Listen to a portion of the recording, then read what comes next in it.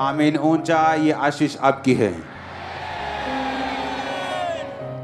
आज हम Jesus Christ के मुंह से निकले हुए जो वर्ड हैं, हम उन पे मनन करेंगे। जो वचन हमने संडे छोड़ा था उसके आगे हम पढ़ेंगे, लेकिन उससे पहले जो ये गीत परमेश्वर ने गाने के लिए बोला और जो वचन यीशु मसीह के मुंह से निकला, मैं ये चाहता हूं आप पहले ये पढ़ें। यूहन्ना 15 उसकी 1 आयत से लेके 8 आयत तक। उसमें लिखा, सच्ची दाखलता मैं हूं, मेरा पिता किसान है। जो डाली मुझ में है और नहीं फलती उसे वह काट डालता है, और जो फलती है उसे वह छांटता है ताकि और फले। तुम तो उस वचन के कारण जो मैंने तुमसे कहा है शुद्ध हो। तुम मुझ में बने रहो और मैं तुम में। जैसे डाली यदि दाखलता में बनी ना रहे तो अपने आप से नहीं फल सकती, वैसे ही तुम भी यदि मुझ में बने ना रहो तो फल नहीं सकते। मैं दाखलता हूं, तुम डालियां हो। जो मुझ में बना रहता है और मैं उसमें, वह बहुत फल फलता है, क्योंकि मुझसे अलग होकर तुम कुछ भी कर नहीं सकते। यदि कोई मुझ में बना ना रहे तो वह डाली के समान फेंक दिया जाता और सूख जाता है, और लोग उन्हें बटोर कर आग में झोंक देते हैं और वो जल जाती हैं। तुम मुझ में बने रहो और मेरा वचन तुम में बना रहे, तो जो चाहो मांगो वह तुम्हारे लिए हो जाएगा। मेरे पिता की महिमा इसी से होती है कि तुम बहुत सा फल लाओ, तब भी तुम मेरे चेले ठहरोगे। ये बात पक्की, जितना वचन ये दिखने में सिंपल और सुनने में लग रहा है, इतना है नहीं, क्योंकि आपको अभी मालूम होने वाला है। यीशु मसीह ने कहा, मेरे पिता की इच्छा ये है कि तुम फल लेके आओ। यानी पिता ये चाहता है कि जब तुम मसीह में आ जाओ तो तुम्हारी जिंदगी में टेस्टिमनीज हो, तुम्हारी जिंदगी में गवाहियां हो, तुम्हारी जिंदगी में बड़े बड़े काम हो, ताकि तुम मेरे चेले ठहरो। परमेश्वर ने कहा, मेरे पिता की महिमा इससे होती है कि तुम बहुत सा फल लाओ, और तब तुम मेरे चेले ठहरोगे। ये बात पक्की है। आप चाहे चर्च के आखिर में बैठें, चाहे फ्रंट में बैठें, आप चाहे गरीब परिवार से हैं, आप चाहे छोटे हैं बड़े हैं, कोई मायने नहीं रखता परमेश्वर के सामने। जब आप परमेश्वर में आते हैं, आप सबको एक जैसा विश्वास का कटोरा दिया जाता है, एक जैसी गवाहियां आपको सुनने को मिलती हैं। और बाइबल कहती है परमेश्वर ये इसलिए आपको देता है कि उसके बाद आप फलों को लेके आए, आपकी लाइफ में गवाहियां हो, आपकी लाइफ में उद्धार हो, आपकी लाइफ में हीलिंग हो, और जिस काम के लिए परमेश्वर ने आपको अपने पास बुलाया वो काम आपकी लाइफ में कंप्लीट हो। अब जो सुनने वाली बात ये है, ध्यान से, परमेश्वर ने कहा, मैं दाखलता हूं, मेरा बाप मेरा पिता किसान है, तुम डालियां हो। तुम क्या हो? तुम डालियां हो। उसने कहा, मेरा पिता तुम्हें छांटता है। हालेलुया। क्या करता है वो तुम्हें? दूसरी आयत में लिखा, जो डाली मुझ में है और नहीं फलती उसे वो काट डालता है, और जो फलती है उसे वो छांटता है ताकि वो और फले। एक 1.5 मिनट की वीडियो है जिसमें आपको ये नजर आएगा कि जब एक किसान दाखलता को, अंगूरों की बेल को ज्यादा फलदार करना चाहता है तो उसे वो बेल छांटनी पड़ती है। अगर वो नहीं छांटेगा और वो ग्रो होती जाएगी, वो बेल कभी भी फल नहीं लेके आएगी और अंगूर जो हैं उनमें बीमारी लग जाएगी। वो 1.5 मिनट की वीडियो देखो 1 सेकंड के लिए। मैं पॉल एडल हूं, आरएचएस गुन वेस्ले के लिए टीम लीडर। मैं आज आपको बाहरी लताओं की मौसमी छंटाई पर कुछ सुझाव देने जा रहा हूं। बहुत से लोग उन्हें अपने बगीचों में उगाते हैं, पेरगोला या ओवर आकर्स पर बढ़िया, जैसे कि हमारे यहाँ वेस्ली में है। वे वर्ष के इस समय में और अच्छी गुणवत्ता वाले अंगूर प्राप्त करने और उन्हें रोग मुक्त रखने के लिए वहां वृद्धि करते हैं। हमें यह सुनिश्चित करने की आवश्यकता है कि हम कुछ युक्तियों के साथ छंटाई करते हुए थोड़े मौसमी के शीर्ष पर हैं। हम ये देखने जा रहे हैं कि आपको क्या करने की आवश्यकता है आपको वो अच्छा फल वर्ष के अंत में दें। तो यह मध्य जून है, अंगूरों में पहले से ही कुछ वृद्धि हुई है और हमने कुछ शुरुआती छंटाई की है जहां हमें अंगूरों की ताकत को नियंत्रित करना है।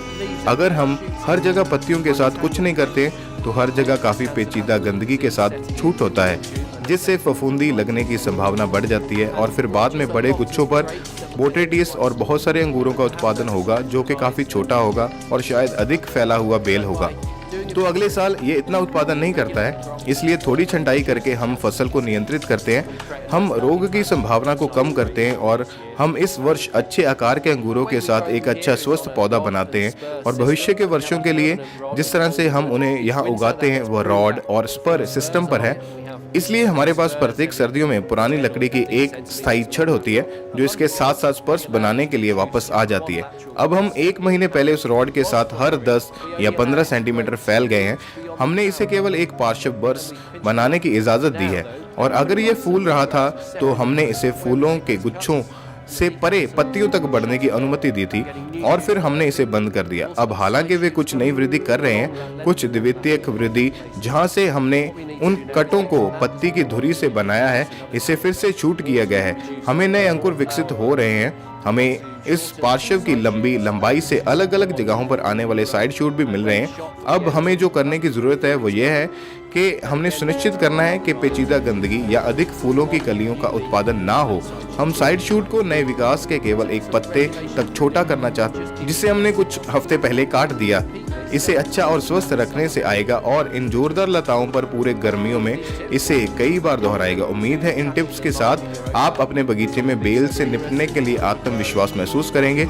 इसके बजाय कई छोटे गुच्छों का उत्पादन करने के लिए इसे इतना जोरदार और ऊंचा होना बंद करें। अब आप इन सरल तकनीकों से अंगूरों के कम लेकिन बड़े गुच्छों का उत्पादन करने जा रहे हैं। आपको शरद ऋतु में आनंद लेने के लिए कुछ देना है और आने वाले कई वर्षों तक एक स्वस्थ बेल अंगूर का उत्पादन करने जा रही है। सुनो, वो क्या कह रहे हैं? वो किसान कहता अगर मैं उसको छांटूंगा नहीं तो उनमें रोग पैदा होगा और उस सही जगह के ऊपर ग्रोथ जो है वो नहीं होगी। अब जब परमेश्वर आपको अपने में लेके आता है, यीशु मसीह के एक एक जो वर्ड है, एक एक वचन वो सुनने वाला है। परमेश्वर ने कहा जब तुम मुझ में आओगे तो अगर तुम फल लेके आओगे, यानी अगर तुम्हारी जिंदगी में प्रेयर होगी, तुम्हारी जिंदगी में आत्मा के फल होंगे, प्रेम होगा, आनंद होगा, धीरज होगा, विश्वास, नम्रता, संयम, वो फल होंगे। तुम्हारी जिंदगी में फास्टिंग होगी, पवित्रताई होगी, तो उसने कहा मेरा पिता तुम्हें छांटेगा।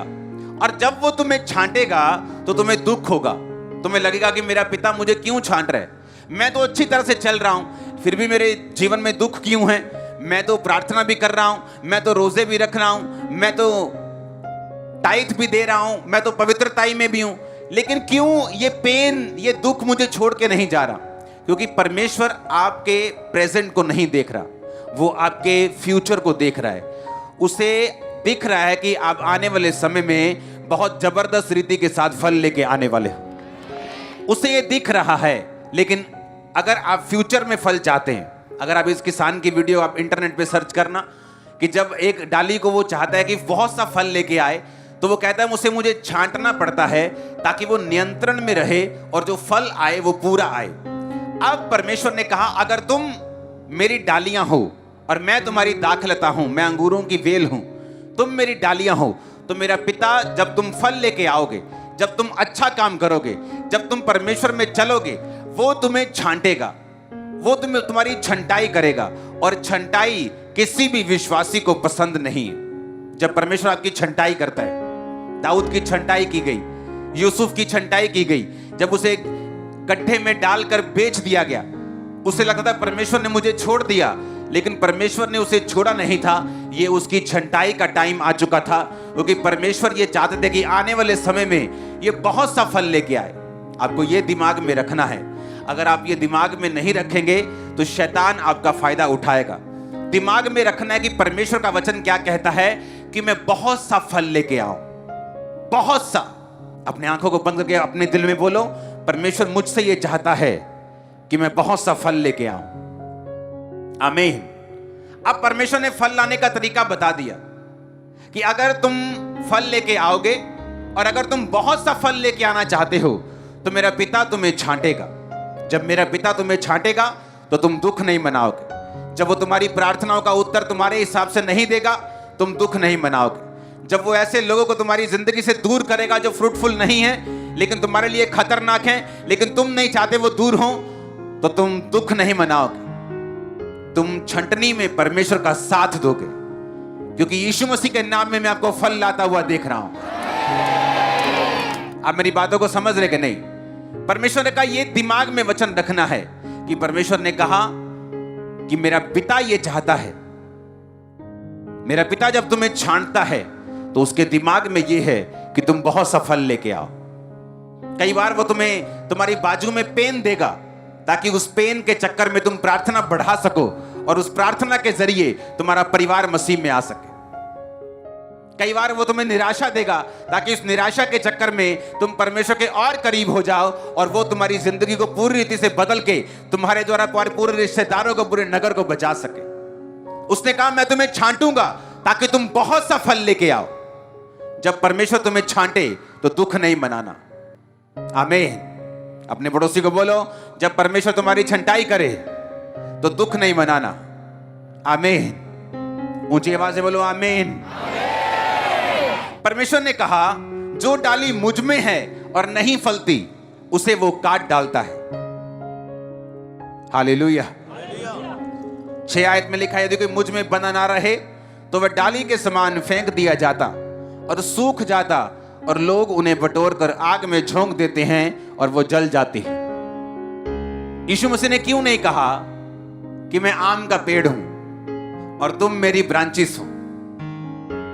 क्योंकि यीशु मसीह का एक एक वचन इतना गहरा है आप सोच भी नहीं सकते। आपको सोचने के लिए पवित्र आत्मा की मदद चाहिए। उसने क्यों नहीं कहा कि मैं किक्कर हूं, तुम मेरी टालियां हो, मैं अमरूद हूं, मैं आम हूं, मैं लीची हूं और तुम मेरी टाहनियां हो, तुम मुझ में बने रहोगे तो बहुत सारी लीची लेके आओगे, बहुत सारा फ्रूट लेके आओगे। उसने अंगूरों की बेल की बात ही क्यों की? अंगूरों की बेल की अगर आप फोटोज को देखें तो जितना भी अंगूर लगा हुआ है देखो बेलों के ऊपर, उन टहनियों के ऊपर जो मेरे पास भी यहां पे मौजूद हैं, ये अंगूरों की टहनियां हैं। ये क्या है? अंगूरों की बेल है। ये देखो कुछ कुछ पे अंगूर भी लगे, ये अभी छोटे हैं अंगूर, दिखाओ। हाँ, यीशु मसीह ने कहा मैं अंगूर का पेड़ हूं, उसकी मेन शाख हूं, तुम मेरी क्या हो? ब्रांचेस हो। क्यों यीशु मसीह ने नहीं कहा मैं आम का पेड़ हूं और तुम मेरी टहनियां हो? इसका रीजन है अंगूर का जो पेड़ है उसकी जो टहनियां हैं, ये देखो फल लेके आए हैं और देखो ये टहनी पकी हुई है, बिल्कुल दिखाओ जूम करके, बिल्कुल पकी हुई डाली है। यीशु मसीह ने कहा कि तुम ब्रांचेस हो, मैं अंगूरों की बेल हूं। अगर तुम मुझ में बने ना रहो तो काट दिए जाओगे, सूख जाओगे और जला दिए जाओगे। अगर आम का पेड़ सूख जाए, उसकी बड़ी बड़ी ब्रांचेस होती हैं, लोग उन्हें काट के प्याले बना लेते हैं, क्रॉस बना लेंगे, चलो चर्च लेके चलेंगे। आम का पेड़ सूख जाए, चलो इसका फर्नीचर बना लेते हैं, चलो इसका कोई काम कर लेते हैं। लेकिन परमेश्वर ने कहा अगर डाली अंगूरों की सूख जाए तो वो किसी भी काम की नहीं बल्कि जला दी जाएगी। सुनो मेरी बात ध्यान से। इस वचन को कंप्लीट कैसे करना है?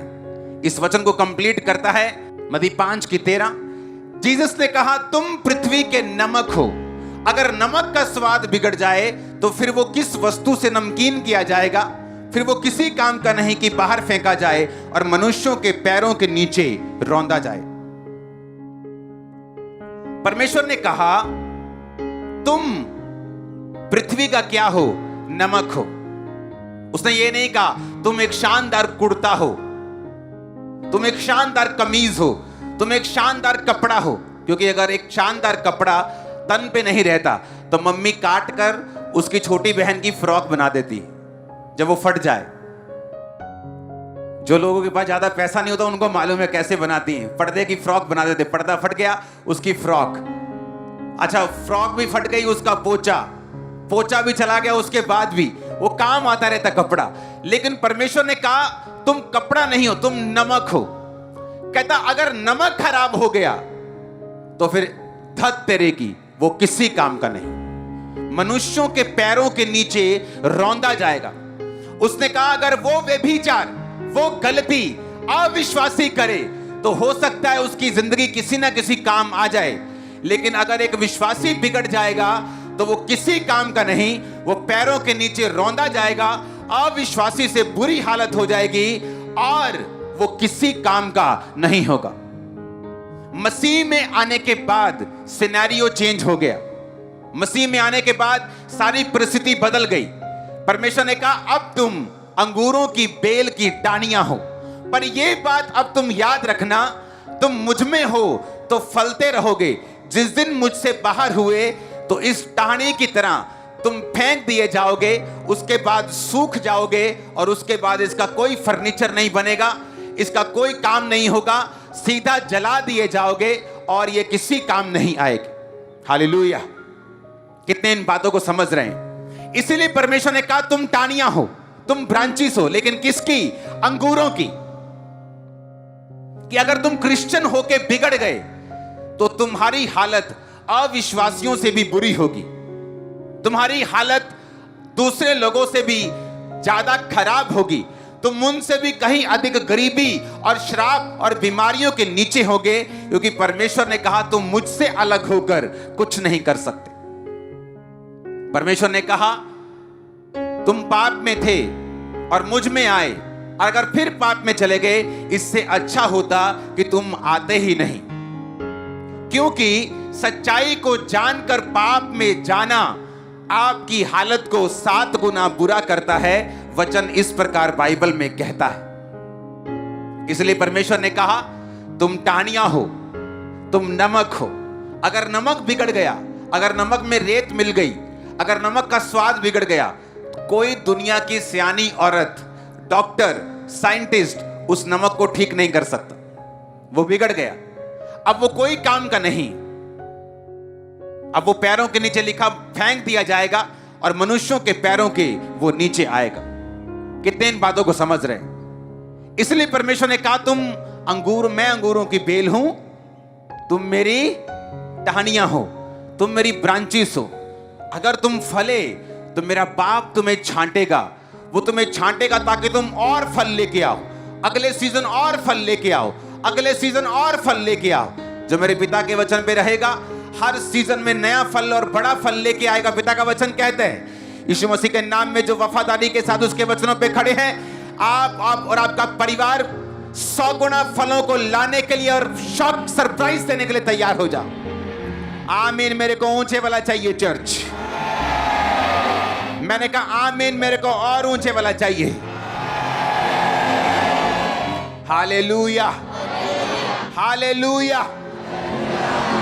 परमेश्वर ने अगर कहा कि मैं दाख हूं, मैं अंगूरों की बेल हूं, तो उसका बड़ा रीजन था, क्योंकि परमेश्वर ने आपको यह बता दिया है अगर तुम किसी काम के हो तो सिर्फ मुझ में रह के हो, अगर तुम मुझसे बाहर जाओगे तो तुम आम से भी बुरे हो, जो सूख कर फर्नीचर बन जाता है, छड़ियां बन जाती हैं, किसी काम आ जाता है। लेकिन अंगूरों की बेल, जीसस ने कहा जब सूख जाती है वो किसी काम की नहीं। अंगूरों की बेलों का अगर आप साइज देखेंगे, दिखाओ फोटोज के अंदर, वो अंगूरों का बेल जो मेरे हाथ में देखो, देखो अंगूर लगे हुए हैं और बेल का साइज देखो क्या है, टानी का साइज देखो, ब्रांच का क्या है, इससे क्या बन सकता है? नथिंग। इसलिए परमेश्वर ने कहा जब तुम मुझ में आ गए, अगर तुम मुझ में रहोगे तो मन भावने रहोगे, लोग तुम्हारे पास आएंगे, तुम अन्य जातियों के प्रधान ठहराए जाओगे। बहुत से फायदे हैं आपको मालूम। लेकिन अगर तुम नहीं फल लेके आओगे, क्रिश्चियन होके भी बिगड़ जाओगे, तो तुम्हारी हालत अविश्वासियों से भी बुरी हो जाएगी। उसका एक एक वचन जीसस क्राइस्ट का सो पावरफुल। इसलिए उसने कहा मैं अंगूरों की बेल हूं, तुम मेरी टहनियां हो, मेरे बिना तुम फल नहीं सकते। तुम नहीं, जब तुम फलोगे नहीं तो मेरा पिता तुम्हें काट देगा। वो देखेगा टहनी सूखी है, पेड़ पे भार डाला हुआ है, वो तुम्हें काट देगा। तुम काट कर जमीन पे आ जाओगे, सूख जाओगे, उठा लिए जाओगे लोगों के द्वारा, फिर चूल्हे में जला दिए जाओगे। पर अगर तुम फलोगे, तुम थोड़ा सा फल लेके आओगे, तो मेरा पिता तुम्हें छांटेगा, तुम अगले साल और फल लेके आओगे, अगले सीजन और फल लेके आओगे, तुम्हारी गवाहियां बनती जाएंगी, तुम अगले लेवल पे जाओगे, आगे बढ़ते जाओगे। तुम्हारा दुख तुम भूल जाओगे, जिस तरह पानी बहता हुआ हो तुम भूल जाते हो। ये परमेश्वर का वचन है आप लोगों के लिए। और खुदावंद के एंजल्स, उसके दूत आपको टच करके इस वचन के जरिए एक गहरा प्यार और एक गहरा डर भी आपके दिलों में डाल रहे हैं। आप सेम नहीं होंगे आज के बाद इन जीसस ने। Hallelujah, hallelujah. एक एक वर्ड खुदावंद का वो पावरफुल है। मैंने लोगों को देखा है मसीह में आने के बाद गिरते हुए और उनकी हालत अविश्वास से बुरी होते हुए। उन्हें फल लाते भी देखा है, उनके फलों को बढ़ता हुआ भी देखा है, बहुत बढ़ता हुआ देखा है, क्योंकि ये आपके और मेरे ऊपर है, परमेश्वर के ऊपर नहीं। उसने कहा अगर तुम सिर्फ जीसस क्राइस्ट में बने रहोगे तो बहुत सा फल लेके आओगे। जब टानी पेड़ के साथ लगी रहती तो वो जोर नहीं लगाती।